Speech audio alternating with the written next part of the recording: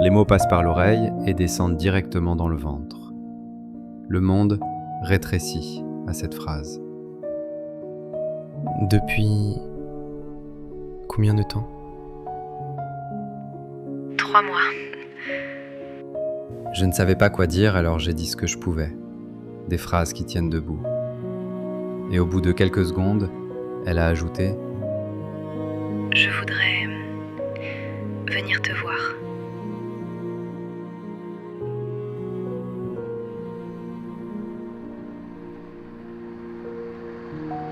Quand j'ai entendu la voiture, j'ai su que ma solitude allait changer de forme. Tu as fait bon voyage? Long. Je crois que ta maison est au bout du monde. C'était le but. Donne ta valise. Elle n'aime pas trop les secousses. Elle. Le mot s'est posé entre nous comme un troisième personnage. C'est très toi. Et très loin de tout.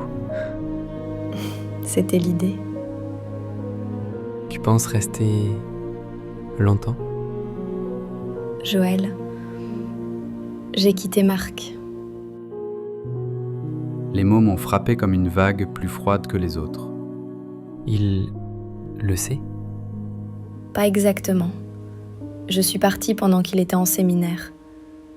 Il va rentrer dans un appartement où il n'y aura plus mes affaires. Et il recevra une lettre. Une lettre? Je l'ai écrite chez Amanda. Je lui ai dit que je partais, que je ne pouvais plus continuer comme ça, que je ne pouvais plus faire semblant.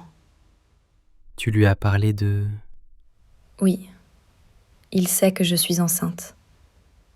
Il était heureux, mais il ne sait pas que je suis partie pour de bon.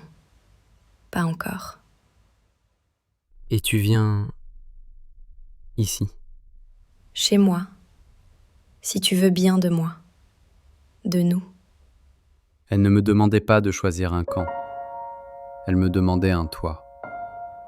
D'accord.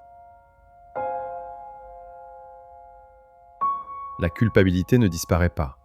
Elle s'installe en arrière-plan, comme un murmure. Et pourtant, quelque chose d'autre grandit, plus fort que les catégories de bien ou de mal.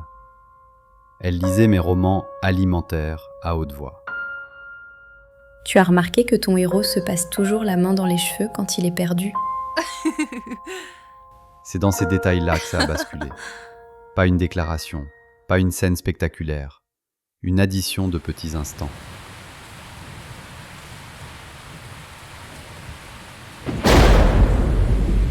Oh, j'ai peur. De la tempête? Pas de la tempête, de la suite. Moi aussi. Mais pour l'instant, on est là. Ce soir-là, je crois, j'ai compris. Ce n'était plus seulement la femme de mon frère que j'hébergeais. C'était Evelyne. Et moi, je m'attachais chaque jour un peu plus.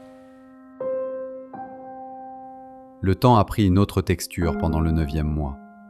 Les jours ne se comptaient plus en dates, mais en centimètres de ventre, en rendez-vous à la maternité, en coups légers de l'intérieur. La Maison Blanche était devenue un ventre en plus, nous deux dedans, à attendre qu'une troisième personne se décide à sortir. Ne tarde pas trop. Elle a décidé que ce serait bientôt. Je le sens. J'achète de quoi tenir le siège, au cas où elle choisirait la soupe comme dernier repas intra-utérin. Je suis descendu au village. J'ai acheté trop de choses pour deux, comme si on allait recevoir du monde. Et je suis remonté en me disant que ce serait un matin comme les autres. Je ne savais pas encore que derrière cette porte, le silence n'aurait plus la même couleur.